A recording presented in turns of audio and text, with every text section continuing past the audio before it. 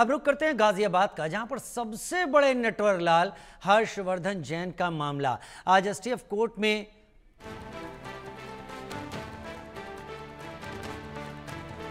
पेश कर रिमांड मांग सकती है। कल एसटीएफ ने गिरफ्तार किया था। रात भर हर्षवर्धन जैन जेल की बैरक में रहा बेचैन। हर्षवर्धन ने जेल में जाकर पूरी रात बिताई।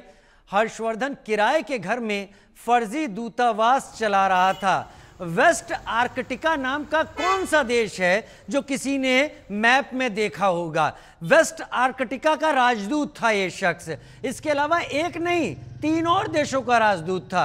वो देश जिनको मैप में भी ढूंढने की कोशिश की जाए तो शायद लोग चकरा जाएं, उन्हें पूछना ही पड़े ये देश हैं तो हैं कहां। और ये टीवी पे, ये स्क्रीन पे आपके सामने वेस्ट आर्कटिका के राजदूत आपको दिखाई पड़ रहे हैं जो टी शर्ट पहने हुए हैं इस वक्त, और इनके पास से अलग अलग कारें, अलग अलग नंबरों की, वो नंबर डीएल नंबर के थे लेकिन उनकी नंबर प्लेट नीली थी, जैसा अक्सर जो एम्बेसी की गाड़ियां होती हैं। लेकिन ये शख्स यहां पर यह बात ध्यान देना भूल गया कि उनकी सीरीज डीएल नंबर की नहीं होती है, वो अलग नंबर की होती है। लेकिन फिर भी इतने दिनों तक ये दूतावास यहां चलता रहा और पुलिस को भनक भी नहीं लगी।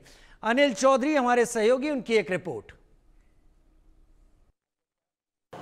साल 2025 का सबसे बड़ा नटवर लाल हर्षवर्धन जैन गिरफ्त में आते ही जैसे जैसे जांच आगे बढ़ी, तमाम वो बड़े खुलासे होते रहे हैं। ऐसे में यही वो घर है जहां पर हर्षवर्धन जैन इसी कोठी को किराए पर लेकर फर्जी एम्बेसी चला रहा था। और जैसे कि मैं आपको बता दूं, पुलिस की गिरफ्त में आने के बाद कई बड़े खुलासे हुए हैं। आपको बता दें कि हर्षवर्धन के पिता जेडी जैन गाजियाबाद के पुराने उद्योगपति में से एक हैं, जिनकी राजस्थान में मार्बल की माइंस हैं। और हर्षवर्धन ने गाजियाबाद से ही बीबीए की पढ़ाई की और फिर वो लंदन से एमबीए की पढ़ाई करने के बाद अपने करियर की शुरुआत की। हर्षवर्धन ने अपने पिता के साथ साथ काम करना शुरू किया और हर्षवर्धन ने अपने पिता की जो माइंस, जो मार्बल की माइंस हैं, उनका लंदन में मार्बल्स का एक्सपोर्ट भी किया।